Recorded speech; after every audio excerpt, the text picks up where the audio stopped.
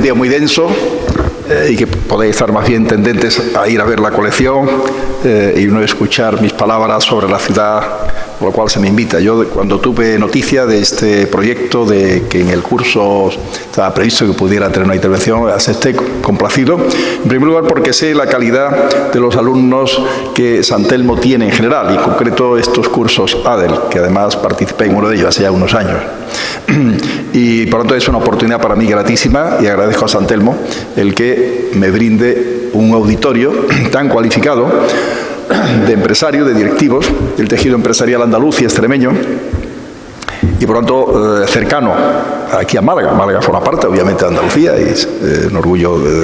contribuir desde Málaga al desarrollo de Andalucía, y por lo tanto es una oportunidad, hay también de Málaga, como es natural, personas del mundo empresarial, del mundo institucional de Málaga. Es una oportunidad para mí el poder explicaros un poco las líneas de estrategia en la cual la ciudad se viene moviendo en los últimos años, ¿no?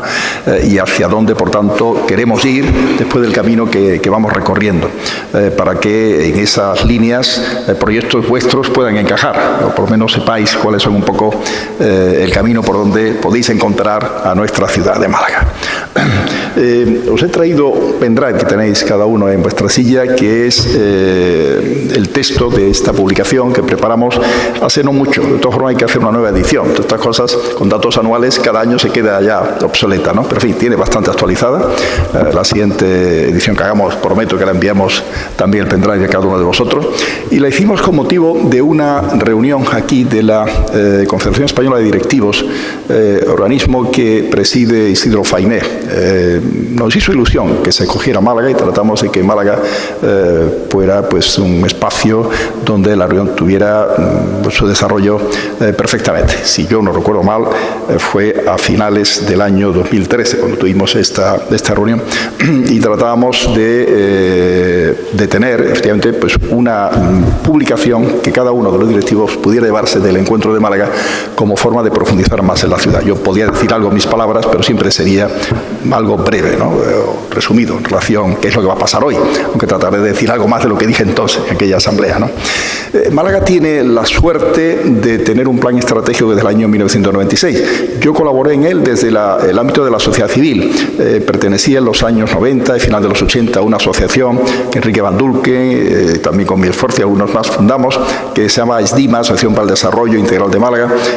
y creo sinceramente que el aportar de la sociedad civil a iniciativas que se planteen desde el ámbito de lo público para enriquecer la estrategia de la ciudad, creo que es un acierto. Como sabéis, los planes estratégicos en las ciudades surgen un poco copiados del mundo empresarial, de vuestro mundo. Y es bueno que se hagan de una manera muy compartida, muy consensuada, para que tengan éxito, para que no sea algo, digamos, artificial,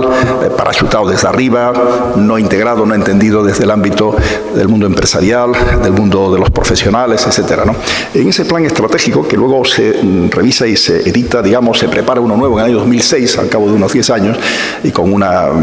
participación, por otra parte, institucional muy rica, muy compleja, porque el impulso de la misma, de esa planificación, fue la Fundación CIEDE, fundación creada ad hoc, pero donde están todas las instituciones. Está el gobierno central, está el gobierno autonómico, está la Diputación, está el Ayuntamiento, está Unicaja, está la Confederación de Empresarios, está la Cámara de Comercio, están los sindicatos, el movimiento asociativo de los Federación de Asociaciones de Vecinos, que entonces existía, Unidad, ahora ya un par de ellas más, está el puerto, y creo que ahí ya, bueno, está incorporándose al aeropuerto también. Ahí está descrito lo que es CIEDE. Eso nos permite tener ahí un lugar de encuentro también y de diálogo interesante, aunque las reuniones no son lo frecuente que quisiéramos, para la gestión y el impulso de los proyectos que el propio plan va definiendo en sus líneas básicas, ¿no? El plan trata de buscar las fortalezas y trata, lógicamente, luego de las debilidades, tratar de paliarlas, ¿no? Y de compensarlas. En las fortalezas, desde el principio, se vio que Málaga podía tener y tiene una capacidad de atracción de lo que podríamos llamar la innovación, industrias innovadoras, nuevas tecnologías. Desde hace años, desde los años 60, inclusive final de los 50, hay iniciativas empresariales. Me recuerdo las primeras de Siemens, luego Sitesa, Alcatel, etcétera, Fujitsu, los años 70, los 80 ya más, con más ambición. Luego ya el parque tecnológico, final de la década de los 80, nace y abre en el año 92. Y Y ese es un camino fecundo y claro que ha ido ampliando su abanico. Luego lo desarrollaré un poco con más detalle, ¿no? Otra línea que surgió en el 96 es el hecho importante desde el punto de vista histórico, y se había recordado en los años 80, donde se celebró en el año 1981 los 100 años del nacimiento de Picasso. Yo me acuerdo aquella fecha porque en aquel momento yo era diputado de UCD y Íñigo Cabero, ministro de Cultura de entonces, vino personalmente a ese hecho. La casa natal existía, no era propiedad municipal, pero existía como tal, una placa recuerda ese centenario. Y luego el ayuntamiento de aquellos años 80, siendo Pedro Aparicio alcalde, pues tuvo la buena iniciativa, feliz iniciativa de adquirir la casa. Puso de actualidad, digamos, el mensaje de que Málaga reencontraba al artista que vio nacer aquí el 25 de octubre de 1881, y eso era importante, que ese eco llegara. No se sabía quizás los efectos del eco. Yo, para mí, que el hecho de que Christine Picasso viniera por Málaga al final de los 80, principios de los 90, no era solo porque supiera directamente por Picasso los intentos que la ciudad hizo, y me acuerdo perfectamente porque Juan Tembori, que fue el promotor de aquellos intentos en los años 50 del pasado siglo, daba la casualidad que era muy amigo de mis padres, él y su luego viuda cuando murió Juan Tembori, Victoria Villarejo, y luego su hija, casada con doctor Caipodiano. No sé si conocéis un poco la historia de esta familia. Juan Tembori era un hombre muy enamorado del patrimonio de Málaga, un gran sabio de estos temas, y quizás el hombre que vio con más claridad en la Málaga falta de horizontes, vamos a decir, y en la España carente de horizontes de aquellos años, la importancia de la obra de Picasso. Él lo intentó en aquellos años, no fue fácil, no fue posible. Sabartés, que era el secretario de Picasso de origen de Barcelona, jugó más la baza catalana, y la baza catalana nació en los años 60. Todavía España no tenía democracia. Se ha dicho mucho que Picasso no quería, digamos, que su obra estuviera en España hasta que hubiera democracia, pero bueno, en Barcelona llegó. Fue también porque la familia de Picasso había quedado en Barcelona. De Málaga salieron camino de Coruña a Barcelona. Y él, cuando salta para París, pues queda su madre, su hermana, sus cuñados, Vilató, etcétera, en Barcelona. Y Sabarte jugó con habilidad esas cartas, y el alcalde de Barcelona entonces, un tal Porfioles, que recuerdo que se llama, pues lo jugó también con mucha habilidad y supo crear ese museo. Christine Picasso supo de aquel tema, eso estoy convencido, pero también cuando llega a Málaga, explorando un poco la cuestión, se encuentra con que hay una casa natal ya creada desde el punto de vista municipal. Eso tuvo que ser, no cabe duda, no lo he hablado con ella, pero como una especie de respaldo a la iniciativa que ella recordaba del deseo de Picasso de poder atender ese anhelo, digamos, de la ciudad de Málaga. Por tanto, yo relaciono de alguna forma la iniciativa de crear la Casa Natal como institución cultural, que hoy tiene una vida ya de más de 20 años y muy rica, con muchas exposiciones fuera de Málaga, con un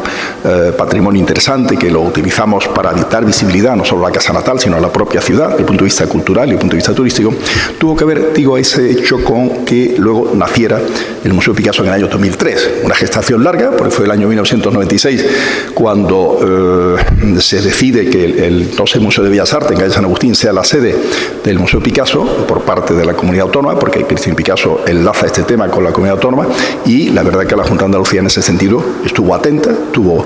se tardó porque era una obra compleja, se ampliaron las superficies del antiguo Museo de Bellas Artes. Nosotros desde el Ayuntamiento colaboramos plenamente en el planeamiento para que fuera factible, para arreglar también el entorno lo más posible, y paralelamente la Málaga de entonces se iba pues haciendo otra serie de iniciativas como la del Centro de Arte Contemporáneo en el mercado mayorista, que había quedado abandonado y en ruinas prácticamente, que es un edificio muy bonito, racionalista, no sé si lo conocéis, de Gutiérrez Soto, situado en la margen izquierda del río Guadalmedina, poco antes de llegar a la zona portuaria, a la zona del mar. Quiero señalar ese hecho porque el plan estratégico primero dice de Málaga, ciudad natal de Picasso, más o menos viene a decir, o sea, pone como fortaleza de la ciudad ser la patria chica,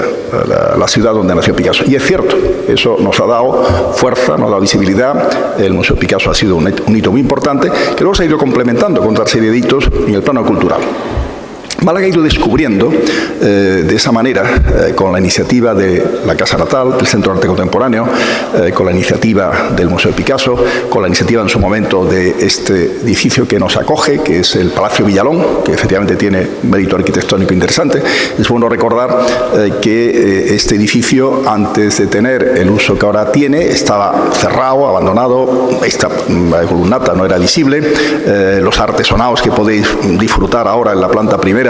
estaban absolutamente perdidos, a punto de perderse definitivamente por la pudrición de la madera, por los propios insectos xilófagos que sabéis que atacan las maderas, y habíamos hecho ya una operación antes de que tuviera el destino para el Museo Carmen Thyssen de salvamento especial de esos artesonados que tiene un gran mérito, son quizás de los mejores de Málaga. Hay otros buenos también en el Museo Picasso, pero quizás estos sean aún mejores, y contratamos para eso el especialista mejor en temas de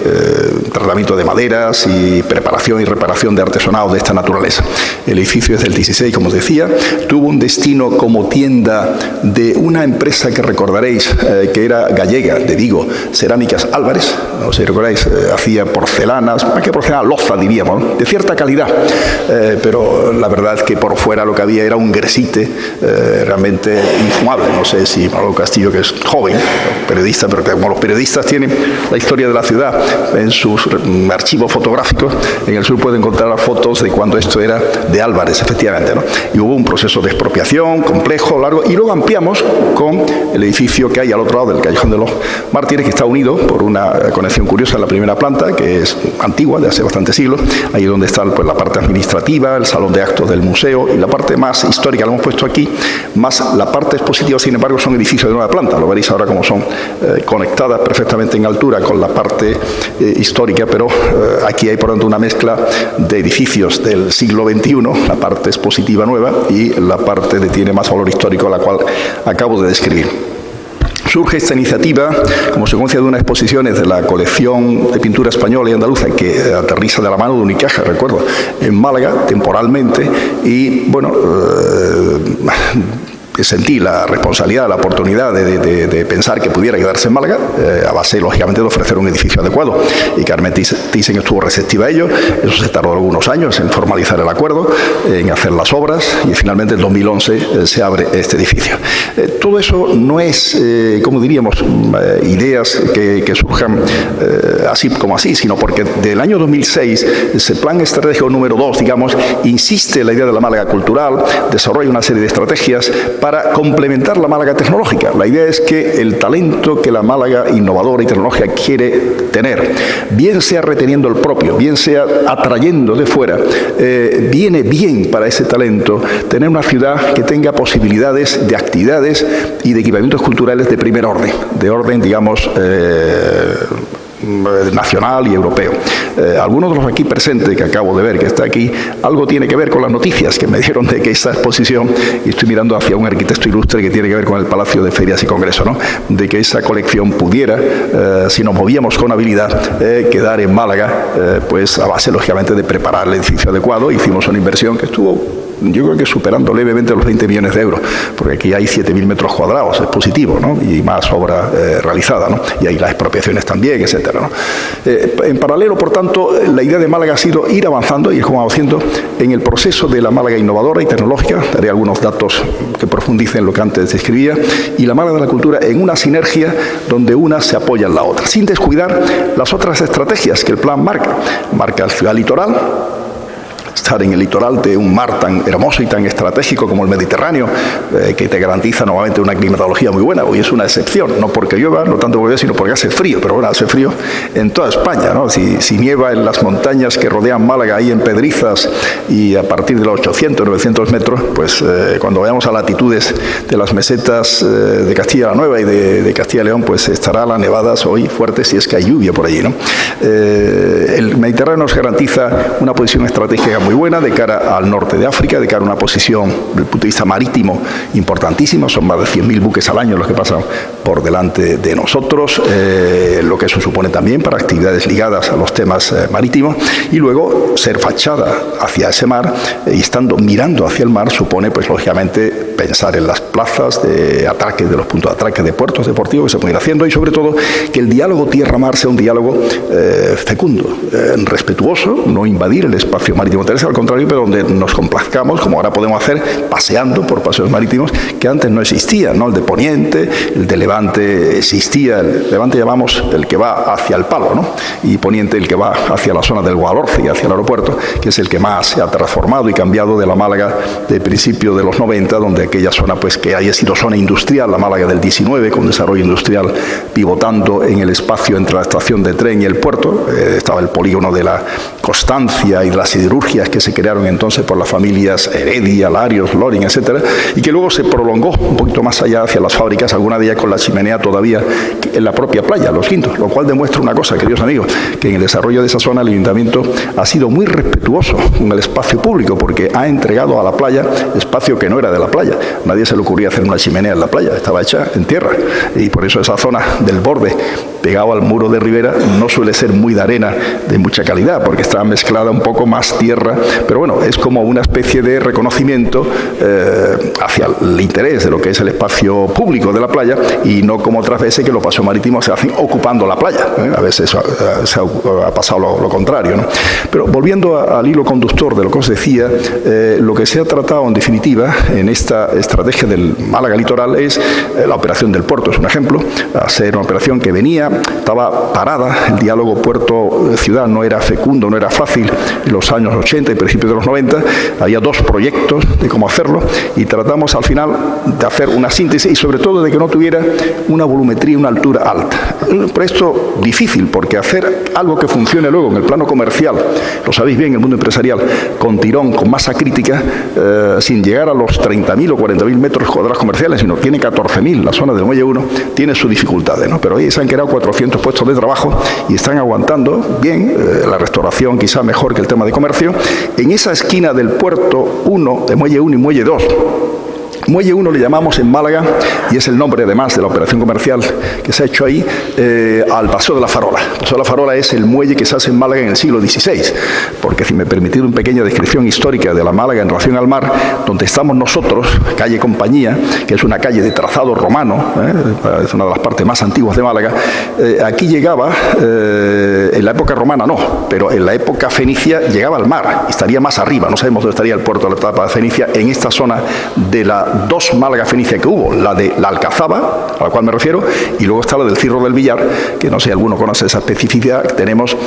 al lado derecho del Guadalhorce, cerca de Guadalmar, y donde la autovía de la costa cruza esa zona del río, hay un espacio que está allí cercado, donde los fenicios abandonaron aquella zona porque alguna vez el río Guadalhorce les invitó, si me permitís la metáfora, a que lo abandonara, demostrando la fuerza y el peligro de permanecer allí, ¿no? Seguramente se vendrían aquí, a esta zona más protegida en ese sentido, al amparo de la colina de la Alcazaba, que también acogió luego la Málaga romana. Digo esto porque el muelle de la época romana está en el hotel cercano aquí, el Hotel Vinci, Posada del Patio. Ahí está justamente no solo la muralla, que se ve perfectamente con metacrilato, que separaba del río de la Málaga islámica, sino debajo, no se ve porque está tapado por los propios, la propia obra, pero se descubrió lo que podríamos llamar el dique exterior del muelle romano. Y en el aparcamiento que hay más abajo, en calle Camas, nos apareció en el nivel -4 unas anclas de la época romana. Por lo tanto, el borde del Málaga con el mar ha ido cambiando con el tiempo. El río Guadalmedina tiene mucho que ver con ello por sus aportaciones de materiales, de tierras, etcétera, ¿no? Entonces, en ese diálogo Málaga y el puerto y el mar hay una operación muy interesante que es pionera respecto a la que se ha hecho ahora, que es la de final 19 y 20, que es el parque fruto de, digamos, la decisión y la visión de Cánovas del Castillo, que no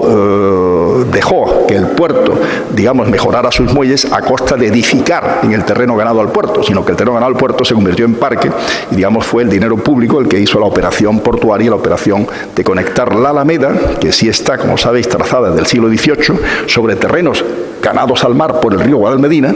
con la zona del este,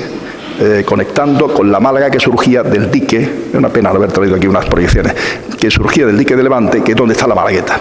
La Malagueta, para los que conocen Barcelona,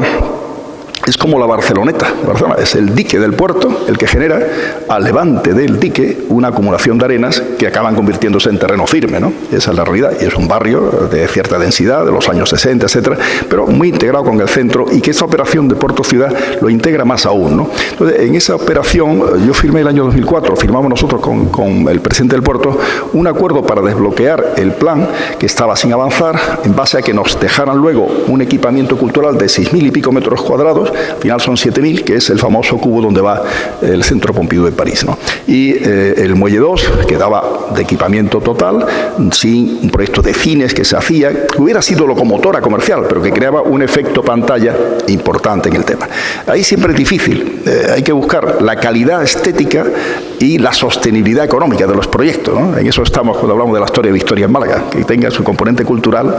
importante y la sostenibilidad económica cuando queremos que la iniciativa privada lo haga, porque el muelle 1 y 2 hay una parte pública en el 2, el 1 es iniciativa privada con una inversión cuantiosa, donde Unicaja tenía un porcentaje, me parece del 30 o 35% aproximadamente, de ser socio del tema. Bien, aparte la operación del litoral, el centro histórico y su rehabilitación ha sido otra de las estrategias que la propia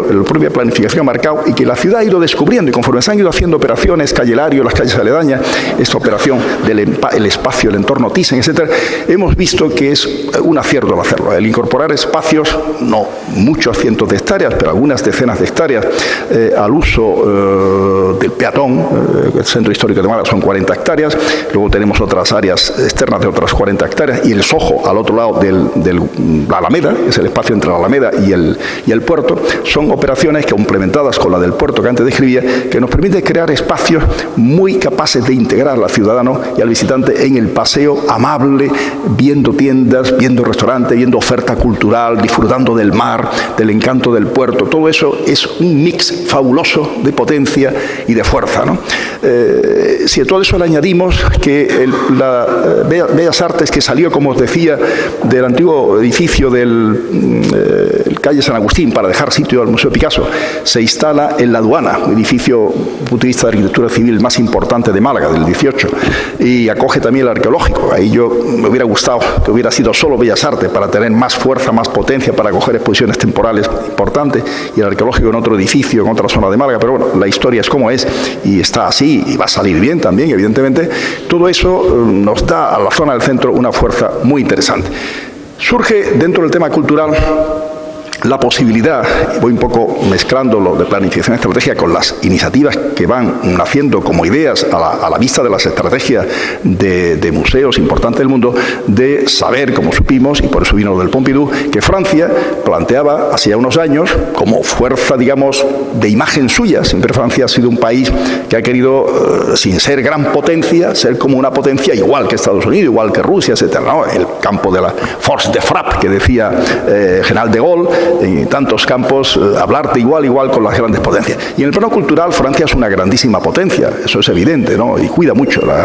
y la tiene como una de sus armas estratégicas, en el plano político, el plano económico y en el plano de la influencia cultural. Entonces, los museos franceses, especialmente el Louvre, el Pompidou también, hicieron estrategias dentro de Francia. Como sabéis, el Louvre tiene una para revitalizar una zona hundida económicamente por ser industria pesada, la zona del entorno de Lille, y el Pompidou tiene otra en Metz, en la zona también afectada, como es la Lorena, por el mismo declive de la industria siderúrgica francesa, ¿no? El Louvre tiene luego un proyecto fuera de Francia, en los Emiratos. Los Emiratos pagan cientos de millones de dólares por esa operación del Louvre. Es una operación mercantil para Francia, pero también de imagen cultural muy potente. Y la verdad es que los Emiratos, los cuales yo no he pisado, pero el otro día, con motivo de la muerte de Miguel Ángel Jiménez, sabéis, un gran golfista malagueño, y estuve dándole el pésame, fue justamente antes de ayer, si no recuerdo mal, ayer mismo, en Churriana, me contaba en el camino de la iglesia hasta el cementerio, él venía de Abu Dhabi, cómo los Emiratos están jugando a la baza del turismo muy fuerte, y no solamente el turismo desde el punto de vista cultural, sino también el clima, claro, porque aquí en invierno el clima allí es muy distinto. Yo le he preguntado por el agua, para los campos de golf,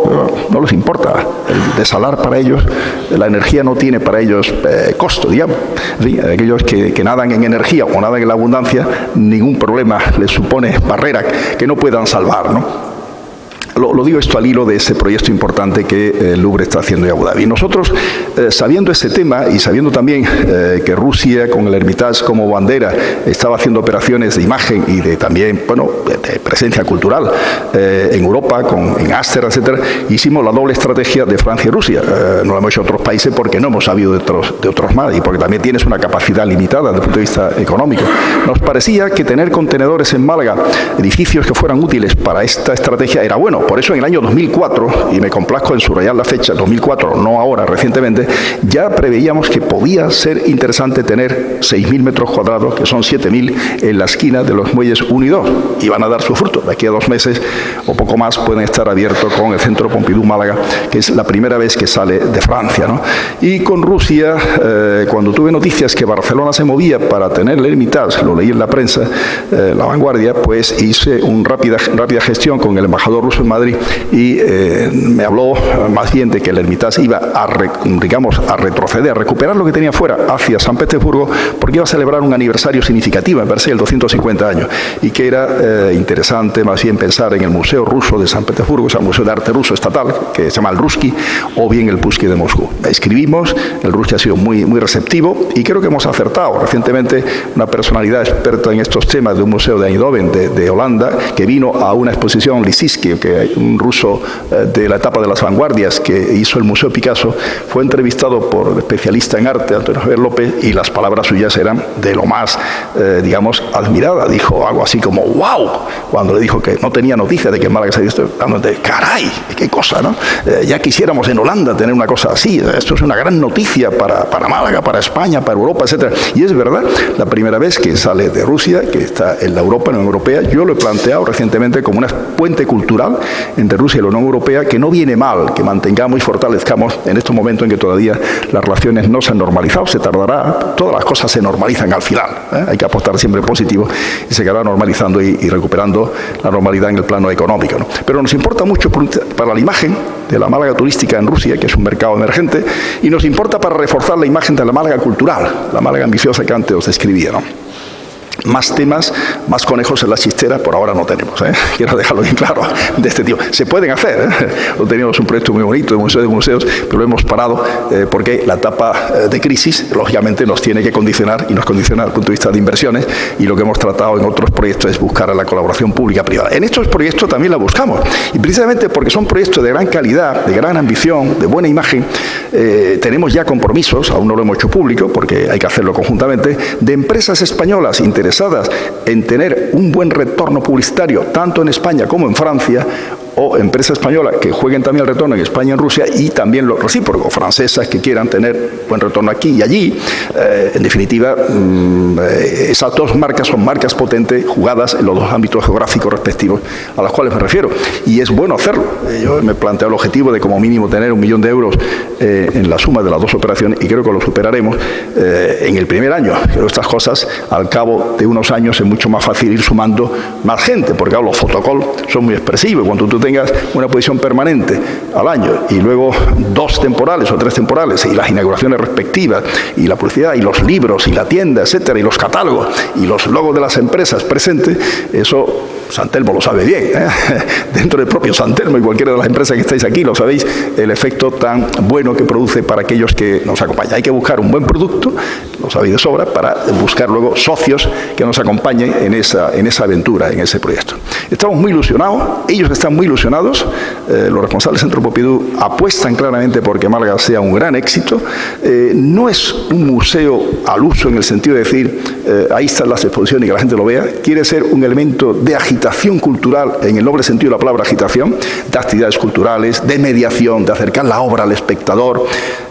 Va a ser algo diferente a lo que tenemos el concepto clásico de museo. Y el Museo de Arte Ruso no es tan, digamos, metido en esa dinámica del Centro Pompidou, pero también lo va a hacer, lógicamente, porque la gestión nuestra va a ser por un solo organismo, para abaratar, desde la Casa Natal, que antes mencioné un poco en el origen de todo este proceso de profundización cultural. Vamos a gestionar no solo la Casa Natal, sino también estos 2 nuevos espacios, con lo cual tenemos, a nivel de gastos generales, un cierto abaratamiento y una cierta coherencia y cohesión en la estrategia en ambos casos. Para que os situéis un poco en el tema del Museo de Arte Ruso, tenemos, lógicamente, desde los iconos, Edad Media, y una colección espléndida, tiene cerca de medio millón de obras en total, de todo tipo. Luego el siglo XVIII, cuando Rusia empieza a abrirse a Occidente, el XIX, fue muy brillante el XIX. Rusia en el XIX era una potencia industrial mucho más importante que España, esa es la realidad, y por lo tanto una potencia económica y culturalmente potentísima, en la música, en la literatura. No voy ahora a hacer un alarde de esos temas, ¿no? La etapa de los ballets rusos en París, final del XIX, principio del XX, fue brillantísima, y precisamente una de las exposiciones, la primera exposición temporal que hacemos es sobre ese tema, de los ballets rusos y todo lo que supuso también de la aportación de pintura, de vestuario, etcétera, del conjunto de arte que se fueron impulsadas por ese empresario singular y un poco excéntrico que le dio ese nombre de ballet ruso. Vinieron a Málaga, seguro que a Sevilla también. Creo que a Málaga venían de Sevilla. Ese tema puedo también daros esa información puntual. Y venía dentro de esa presencia de este ballet ruso de Diaghilev, que es el empresario que lo creó, la artista, la danzarina que fue la primera mujer de Picasso, Olga Koplova. Y Picasso pintó también para escenografía, etcétera, y otros pintores. Es un tema muy interesante bucear y supondrá una oportunidad extraordinaria. Está muy de actualidad lo que supuso en la cultura la aventura de estos ballets que estuvieron en esa etapa de cambio de la Rusia zarista a la Rusia ya revolucionaria y soviética, ¿no? El arte en esa etapa en Rusia están las vanguardias, la vanguardia final del XIX, principio del XX, una colección de vanguardias magnífica, que sabéis que es siempre muy valorado por los entendidos en estos temas, y luego viene el realismo socialista, soviético y el arte contemporáneo. Todo eso tiene interés, estoy seguro que, aunque aparentemente sea menos nombre que el Pompidou, no va a ser menos importante ni menos, en fin, su aportación a la cultura en Málaga, en Andalucía y en España. Sobre ese escenario, por tanto, tenemos la Málaga Cultural, que podría añadir el Festival de Cine Español, podría añadir el Festival de Cine Francés, que es el más importante de los que tienen lugar en España, de todos los que hay más de uno, en fin, los esfuerzos en biblioteca, la Casa Gerald Brena, el Museo del Vidrio y Artes Decorativas, que es una iniciativa particular de un coleccionista enamorado de Málaga, que un precioso edificio del siglo XVIII, la zona del barrio de San Felipe, vale la pena visitarlo, la verdad. Hay iniciativas muy, muy bonitas, Museo de Rabia de Toro, de menos envergadura, pero nos ha permitido rehabilitar la Casa Taller de Pedro de Mena, que es una casa del XVII preciosísima también, al lado de la zona de la aduana, el tránsito, el espacio de más densidad cultural de Málaga, de la catedral a la aduana al Casavilla. El Casavilla se ha convertido en un espacio muy bonito, algunos supongo conoceréis, peatonalizado totalmente, con el Teatro Romano y la Alcazaba a un lado, con el Picasso, las traseras del Picasso a otro, la aduana en la parte sur, la Plaza de la Merced en la parte de arriba, donde está la Casa Natal, donde tenemos una manzana para uso cultural, Astoria Victoria, para definirlo aún bien con la colaboración pública-privada. La verdad es que Málaga en ese sentido tiene una situación muy extraordinaria, que yo creo que vamos a conseguir situarnos en un buen espacio del ranking cultural español, ¿no? Es verdad que en toda estrategia, y también el otro día lo decía en una reunión de alcaldes que hicimos aquí, el hecho de que nosotros no tenemos un patrimonio muy bonito, lo he descrito un poco así a pincelada. El espacio de Alcazavilla es precioso, te subes a la terraza del Málaga Palacio y lo que ves de Málaga de punto de vista monumental es muy hermoso, pero no tenemos la Alhambra de Granada, ni tenemos la Giralda y la Catedral de Sevilla, ni tenemos la Mezquita de Córdoba, pero vía museos se consigue una compensación interesante, porque además museos que tengan una renovación importante de colección, con las temporales o con la misma permanente que se va renovando, la legislación rusa obliga a que las obras no estén más de un año fuera de Rusia, con lo cual tenemos garantizado la renovación. Y ellos me dicen que garantizan 10 años, hemos hecho un convenio de 10 años, el mismo nivel del primer año. Digo, hombre, a ver si os quedáis sin obras de primerísimo nivel con esto de la renovación tan rápida. No hay ningún problema. Y tenemos prórroga de otros 10 años. El centro francés, Pompidou, son 5 años, con prórroga de 5 años. En definitiva, estamos con mucha ilusión, sabemos que esto nos va a situar todavía con más fuerza en el turismo de congreso, en el turismo cultural. Hemos crecido mucho en turismo, no aún tanto en cifras absolutas, no llegamos a la estadística de Sevilla y Granada, que en Andalucía van por delante de nosotros,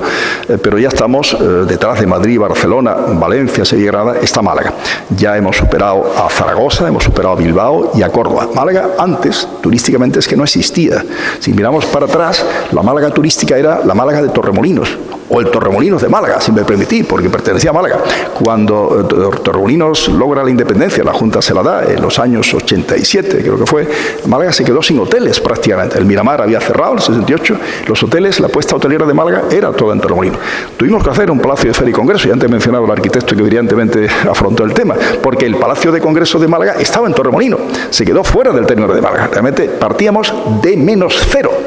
no de cero, de menos cero. Y creo que se ha hecho una labor en ese sentido a lo largo de estos años que da frutos, que seguimos creciendo en porcentaje cada año muy bien. Hemos crecido en pernoctaciones, quiero recordar, el 12% el año 14 respecto al anterior, 12-13%. El número de viajeros alojados en hoteles cerca del 8%. Hemos superado ya 2 millones de pernoctaciones anuales, 1 millón de viajeros alojados en hoteles. Eso es datos del Instituto Nacional de Estadística. Esas cifras eran impensables hace unos años. Tenemos 11.000 plazas hoteleras, cuando antes no había prácticamente nada, ¿no? Bastante más, 20 y tantos hoteles de 4 estrellas. En 5 estrellas estamos flojos, tenemos más que el Vinci, el Miramar se abrirá el 16 y hay más proyectos que irán viniendo. Bueno,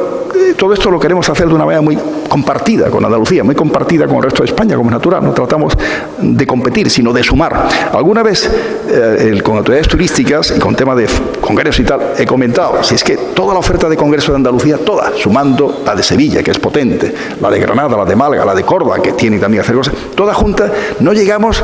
ni a la Zapatilla de Madrid o de Barcelona, que son ciudades de Barcelona enormemente. O sea, que tenemos que trabajar de una manera muy conjuntada, pero sabiendo que la suma de todos los sumandos al final los hace una fuerza importante. Nosotros, cuando hacemos promoción en los mercados emergentes, me refiero a Málaga ciudad, lo hemos querido hacer y de hecho se ha realizado con la Diputación y con la Junta de Andalucía para vender conjuntamente no solo Málaga, sino Andalucía. Aeropuerto de Málaga como lugar de llegada, pero de aquí poder visitar Granada, poder visitar luego Córdoba, Sevilla, en fin, cada usuario como él quiera y pueda, ¿no? Yendo al tema tecnológico, voy un poco completando y buscando ya un poco el final de mis palabras para que os quede tiempo para ver las colecciones que hay aquí, lógicamente, que os van a agradar más que mis palabras. Hemos avanzado mucho, hemos conseguido que la ciudad tenga una imagen de ciudad permanentemente en vanguardia, buscando la excelencia, la innovación, crear un ecosistema para la innovación. Ya no se trata solo de tener la universidad muy especializada en esa dirección, informática, ingeniería industrial, telecos. No olvidemos que en Teleco Málaga siempre ha sido potente como universidad, también el parque tecnológico, que tiene una especialidad en TIC muy potente, sino también más cosas que configuran lo que yo diría pilares del concepto de la marca Málaga Valley. Lo que empezó haciendo unas reuniones semestrales de empresarios del sector TIC interesados en que Málaga fuera un espacio para pensar en él y donde muchas empresas han ido viniendo a lo largo de los años. Me he remontado a mitad del siglo XX y de hecho ahora hay bastantes más en el escenario del parque y fuera del parque, pues ha conseguido tener un número ya de incubadoras, de aceleradoras, de startup que comienzan con fuerza, el Centro de Tecnología Ferroviaria, el concepto Smart City muy desarrollado en Málaga. Hemos conseguido proyectos como el famoso de Endesa, que desde el año 2009 está implantado en Málaga con mucho éxito. Ese proyecto Smart City Endesa nos permitió tener una buena imagen para que el Sentuol del gobierno japonés, el gobierno español, coches eléctricos con emisión cero para todo, esté en Málaga funcionando de hace ya un año largo y que va a durar, esperemos, más años y que permita inclusive incrementar el número de coches eléctricos. Estamos dando ventajas fiscales, ventajas de aparcamiento, facilidades para que el ciudadano piense en el coche eléctrico como una manera de abaratar para él el coste de la movilidad y de contribuir de una manera activa en el ahorro energético y en la contaminación, reducirla, ¿no? Hemos firmado el Pacto de Alcaldes en Europa, en Bruselas, para ahorrar el 20% de energía, 20% de CO2, etcétera, lo cual supone un compromiso que hay que extender a todos, entre otras cosas en el tema de la movilidad, ¿no? En esa línea hay muchas cosas que contar. Puedo decir que hemos ahorrado, gracias a estos temas, el tema del consumo eléctrico, con reducción de la intensidad de flujo, con el sistema automatizado de encendido de los edificios municipales, con el cableado tenemos 70 kilómetros de fibra óptica municipal, con lo cual en comunicaciones internas en toda la red de edificios municipales ahorramos 1,5 millones de euros al año. Buscamos no solo ir en vanguardia en los temas tecnológicos, lo posible, sino también el ahorro económico, ¿no? Que van ligados de alguna manera. Y otra, y jugamos un papel también pedagógico dentro de la red de ciudades inteligentes, donde unos y otros tratamos de aprender de la experiencia de los demás. Ahí los proyectos son innumerables, el centro demostrador, hemos conseguido concentrar todos los CPD, los centros de proceso de datos de todas las empresas y organismos municipales para ahorrar también, para tener más potencia, más fuerza. Tenemos convenio con Telefónica y IBM para tener un sistema Open Data donde nos permite tener un cuadro de mando de la realidad municipal, donde también puede acceder a todo el sistema de datos, pues cualquier usuario, cualquier joven empresario que quiera sobre la experiencia de la estadística de Málaga plantear plantear ideas prácticas para aplicaciones en móviles. Tenemos aplicaciones de móviles, como pasará en otras muchas ciudades, pero de mucho tipo, creadas ex novo aquí en Málaga, para orientar al usuario de la MT, millones de usuarios de esas aplicaciones al año, para orientar a los usuarios de los aparcamientos de Málaga, donde hay una plaza libre. Eso nos viene bien, porque captamos al cliente con más facilidad, hacemos más negocio y el cliente está más satisfecho, ahorra tiempo, llega con más facilidad. En definitiva, es un ganar-ganar unos y otros. Tenemos aplicaciones que permiten a un invidente tener la información locutada en la marquesina, y eso es una innovación de Málaga, dándole pues a un pulsador de los que tiene para que el semáforo se ponga en sonido. Pues sabéis que funcionan los invidentes, no está el semáforo siempre sonando, que eso ya se superó, sino que tú le mandas, tú llegas, el invidente llega, sabe que ha llegado cerca del semáforo, le da, y entonces le avisa que puede pasar, que está en verde. Hay otro pulsador para cuando está en una marquesina, que él sabe cuál es la que tiene que llegar, le dicen los minutos que queda para que su autobús que él quiere coger llegue y esté atento en ese momento y le avisa al autobús dónde está la entrada. En fin, sistemas que tratan de hacer la ciudad más cómoda, que es lo que tiene que ser una Smart City. Hacer que la tecnología te haga más cómodo los servicios, más barato los servicios, más fácil, en definitiva, más integrador. Todo eso tratamos de formar, en definitiva, y de atraer a gente que trabaje en esa dirección, crear un Urban Lab, un laboratorio urbano, desde la zona, toda la zona oeste, la zona que Endesa eligió en su momento, en torno a esa, pues crear un espacio que conecte bien desde el punto de vista de la cultura con la zona de Tabacalera, que está en ese espacio, sin olvidar el proyecto del auditorio. Queremos que la centralidad cultural no sea solo el centro histórico, sino que tengamos varias centralidades culturales en la ciudad, tratando de llevar, digamos, el encanto de esa potencia cultural y de esas novedades tecnológicas al conjunto de la ciudad de una manera lo más armónica y conjuntada posible. Yo voy terminando porque no sé si hay espacio para coloquio, me encantaría que hubiera espacio para coloquio y por lo tanto debo ser lo más breve posible. En definitiva, queridos amigos, lo que quiero señalar es que Málaga en estos años y en los años próximos lo que pretende es, ha pretendido, y creo que lo tiene bastante conseguido, ser una ciudad que tenga visibilidad, que sea conocida por esos esfuerzos, que tenga también sostenibilidad ambiental. Estamos en muchas redes europeas en esa línea, una ciudad muy accesible, una apuesta muy clara por la accesibilidad, donde también busquemos la inclusión social, tema sobre el cual se podría hablar mucho, de lo que se puede aún mejorar y hacer, ¿no? Y donde esas líneas de fortalezas, de cultura, de innovación y tecnología, conocimiento, los foros como el Foro Transfiere que tenemos ahora en febrero de este año, es la cuarta vez, van duplicando la superficie año en año en el Palacio de Feria y Congreso, lugar de encuentro de quienes producen ciencia y conocimiento, de quienes quieren y necesitan consumirlo, para que la pequeña y mediana empresa descubra lo interesante que es la innovación, la investigación, etcétera, jugando un papel un poco pedagógico. Lo hacemos para darle vida al Palacio, lo digo sinceramente, pero tiene además la imagen positiva para la ciudad de que foros como Transfiere, foros como TICAL, que es un foro también con América Latina, le dan una imagen desde el punto de vista internacional muy potente, porque Foro Transfiere ya está en Europa, está también en América Latina, vienen instituciones europeas, todo eso nos visualiza, nos da una proyección que siempre hay que buscar para una ciudad que al no ser capital ni del Estado ni de autonomía, pues tiene que moverse en ese sentido con más intensidad y con más habilidad para que esa visibilidad sea clara y sea productiva, no por simplemente de que sea visible, que se sepa que está Málaga, sino que la gente diga, hombre, pues Málaga es una ciudad que puede ser interesante invertir. Por eso el libro lo llamamos, ese que tenéis en el pendrive, Málaga para vivir y para vivir, To Live, To Invest, está lógicamente escrito en español y en inglés, ¿no? Tratando de dar ese mensaje de que es una ciudad estupenda para ser visitada, para pasar un fin de semana, pero también para invertir en ella. Voy a terminar contando una anécdota que Manolo Castillo me lo oyó ayer por la mañana, a propósito del coloquio que sobre en Red del Sur hacía el Diario Sur con Telefónica. Yo acudí a la inauguración de la nueva etapa del Museo Picasso en París, que el 25 de octubre se inauguraba, por aquello del aniversario del nacimiento de Picasso, y acudí porque el 3 de septiembre firmamos en París el acuerdo firme ya con el Pompidou, a partir del cual teníamos vía libre, claramente las reglas de juego establecidas, etcétera, y una de las personas del staff del Centro Pompidou de París, se llama Brigitte Leal, fue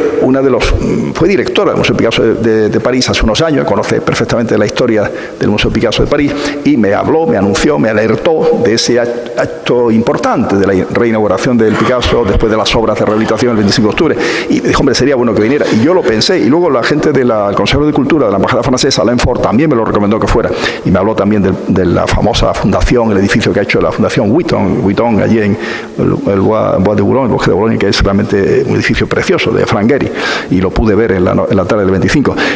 En definitiva, el 24 por la tarde yo estaba cogiendo un avión Málaga-París en el aeropuerto de Málaga, y cuando estaba en la lista para pasar el control de equipaje, dos jóvenes con ligero acento de fuera me abordaron con mucho entusiasmo y dirían: alcalde, queremos hablar un momento y tal. Y eran dos ingenieros belgas que iban a coger un avión hacia Bruselas fin de semana, iba a pasar con su familia el fin de semana, y que llevan 2 años en Málaga con Oracle. Oracle es una de las multinacionales que tenemos en el parque tecnológico y que van creciendo, tienen ya cerca de 400 ingenieros, 70% de otras nacionalidades, 30% españoles, malagueños hay un buen número, pero ellos traen talento también de otras partes, ¿no? Y lo que querían transmitirme era su entusiasmo por la ciudad. Estaban encantados de Málaga, querían comentarlo. El alcalde decía: estamos felices porque Málaga tiene gastronomía. Estaban diciendo sus elogios de la ciudad. Y al final uno sintetizó, fue una conversación que no duró ni un minuto, porque íbamos para el control de equipaje y no te puedes parar, ¿no? Lógicamente. Es que Málaga es una ciudad completa, dijo uno, y es verdad. Yo termino con esta idea, con esta frase. Creo que siempre ha sido una ciudad atractiva, una ciudad muy completa, y ahora es poco más completa, gracias a la acción de todos. Pero yo quiero decir, acción de todos, porque no es una acción personal. Aquí he hablado del plan estratégico porque es de justicia hacerlo, es algo que viene de hace más de 20 años. Por lo tanto, viene de atrás, en sus raíces. Después le hemos dado al árbol pequeño y joven la frondosidad que los momentos actuales nos han permitido y que las circunstancias también nos han permitido. Y donde hay otras administraciones que también han ido colaborando y que queremos que sigan colaborando, ¿no? Y que queremos que el museo que abrirá al final del 15 de la aduana pues sea espléndido, y queremos que haya la máxima colaboración de la administración central y la autonómica, etcétera, ¿no? Y donde lógicamente el ámbito privado, y vosotros sois ámbito privado, tendrá y debe tener siempre su espacio, y es lo que nosotros deseamos y esperamos, y es lo que en definitiva yo he tratado con mis palabras, de transmitiros la realidad de Málaga y el entusiasmo por Málaga, para que también lo sintáis y lo compartáis conmigo, y que espero que, además de las experiencias empresariales que hoy os han contado, creo que entre otras cosas de Twitter, ¿no? Me hubiera encantado saber cosas de Twitter, porque yo soy un discreto tuitero, pero bien, tengo ahí cerca de 23.000 seguidores y hago nada más que 2 o 3 tweets a la semana, porque me siento a gusto dentro de la red esta, ¿no? Pues además de Twitter y otras cosas que tú antes comentabas, pues tengáis la imagen y el recuerdo de una ciudad de algo más de medio millón de habitantes, casi 600.000 habitantes, con un área metropolitana de 1 millón de habitantes, en una provincia de casi 2 millones de habitantes, que se siente muy orgullosa de ser andaluza, se siente muy orgullosa de tener sede de San Telmo, se siente muy orgullosa de que los cursos ADEL vengan aquí también y de acogeros a vosotros, y que se va a sentir muy orgullosa de seguir colaborando en el progreso de Andalucía y en el progreso de España, y que vosotros colaboréis en ese progreso a través de la visión, de las posibilidades, de las perspectivas de esta ciudad, que es, yo así se lo he vendido a los japoneses más de una vez, una plataforma para empresas de Japón que quieran estar en Europa, norte de África, etcétera, y lógicamente las empresas de aquí pues tengamos siempre visión internacional. Si lo decimos solo allí, que de aquí pueden pensar en Europa, las que estamos aquí tengamos siempre visión hacia Europa, visión hacia África, hacia América Latina, hacia el mundo entero, en todos los sentidos. Sé que vosotros, en vuestro plano empresarial, cada uno dependerá de su actividad, lo hará siempre, Pues Málaga estará ahí siempre, y lo encontraremos en ese camino de innovación, de internacionalización, de novedad, de modernidad, en el cual vosotros también os movéis. Muchísimas gracias por vuestra atención y que paséis un buen rato en la visita a las colecciones y en el coste que luego creo que está previsto. Gracias de corazón.